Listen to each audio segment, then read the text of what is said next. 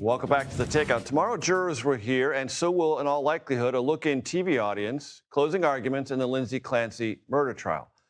This trial has captured the nation's attention for a lot of different reasons, and after tomorrow's arguments, the fate of Clancy, well, it'll be in the jury's hands, as the jury will decide her fate. She's admitted killing her 3 young children in January of 2023.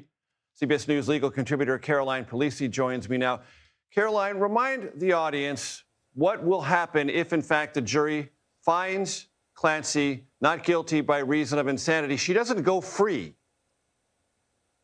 That's right, Major. I think it's really important to remind people of that, because I think there's a misconception that if she is found, in Massachusetts it's called not criminally responsible by reason of mental disease or defect, she would then be civilly committed to a state mental health facility, after which time, a period of time, her health care providers would evaluate whether or not she should be deemed safe to reenter society, and then a judge would have to sign off on it. But you know, these last 5 weeks of testimony have been long, they've been grueling, and we're getting into some really intense testimony right at the end of the close of evidence today.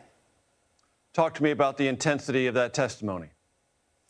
Yeah, so, you know, we've said all along, there has been no question that Lindsay Clancy admits to actually doing the act of killing her children. The question is, what was her state of mind?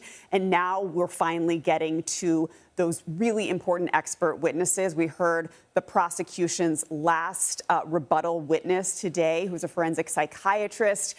And I got to tell you, Major, the cross-examination of him today was really telling by Kevin Reddington, Lindsay's defense attorney. He actually read portions of the prosecution's opening statements to the witness, and that witness could not agree with the prosecution's theory wholeheartedly. So I think it really shows how the prosecution's case has changed a little bit throughout the course of this trial, and we'll have to just wait and see how they tie it all together in closings tomorrow.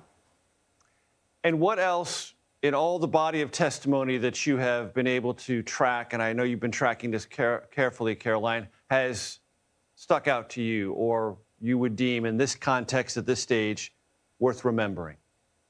Yeah, I mean, look, this has always been a battle of the experts. Obviously, it's opened up a national conversation about postpartum mental health. And so I think it's going to come down to, you know, we have dueling opinions about what the actual diagnosis was at the time. Nobody disagrees that she wasn't having a serious mental health crisis. They just disagree over whether was it severe depression or was it actually the psychosis that would negate her criminal culpability to the extent that she didn't understand what she was doing was wrong. So it all really boils down to that.